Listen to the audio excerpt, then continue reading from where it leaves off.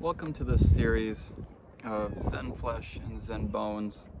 This is a collection of little Zen stories that was put together by Paul Reps. I discovered this book in an Alan Watts lecture, and I just love this book. It's one of my favorite books. So in this series, I'm going to read a story at a time, and I'm going to discuss some of the things that it means to me. And feel free to leave a comment and share your experience or your thoughts on the story. I'd really appreciate that. So this first story is called A Cup of Tea. Nan-en, a Japanese master during the Meiji era, received a university professor who came to inquire about Zen. Nan-en served tea. He poured his visitor's cup full and then kept on pouring. The professor watched the overflow until he no longer could restrain himself. "It is over full. No more will go in." "Like this cup," Nan-en said, "you are full of your own opinions and speculations. How can I show you Zen unless you first empty your cup?"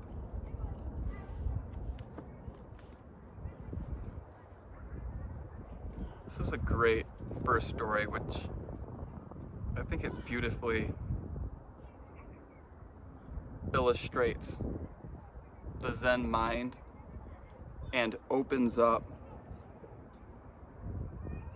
this book in a great way. It's just a awesome first story, an introduction to this book, almost like a preface to this book.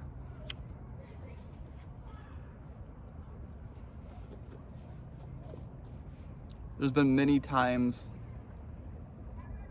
that I thought I had it figured out, or I thought I knew what it was all about,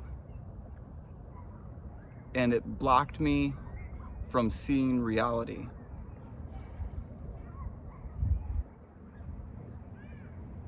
And it took a lot of time alone in self-reflection, meditation, yoga, different types of yoga, different experiences where you're not really worried about the future or you're worried about the past. You could be slacklining, could be surfing, stuff like that, where you're just in the moment.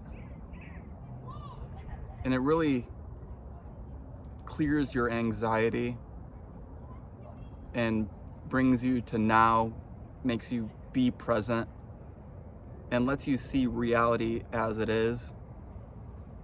And when you're in that state of mind, and when you discover those things that allow you to become more present with that state of mind, it allows you to empty your cup, and your anxiety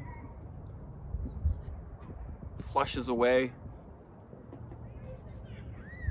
Not that I don't get anxious now, I definitely still do, or I don't get depressed.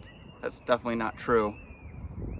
But my relationship with those feelings are different.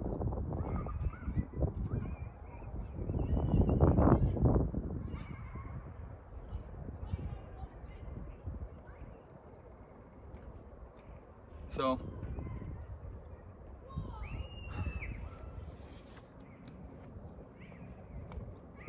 I implore you to find those things in your life that help you quiet your mind and remove all these preconceptions of the way that it is.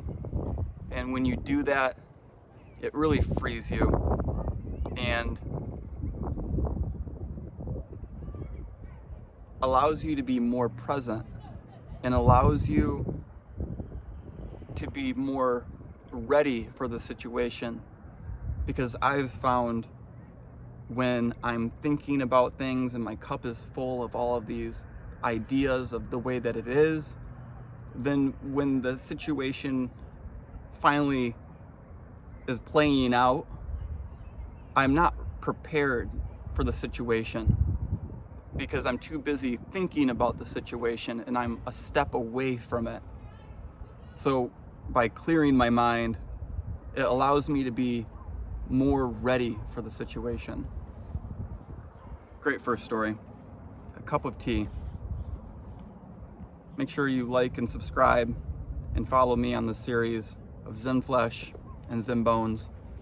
At the end of this series, I hope that I can put together a longer video where I will read all of these stories, and it'll be something where, you know, if you wanted to listen to something that's a little bit longer than just 5 minutes or so, you could sit and listen to all these stories back to back.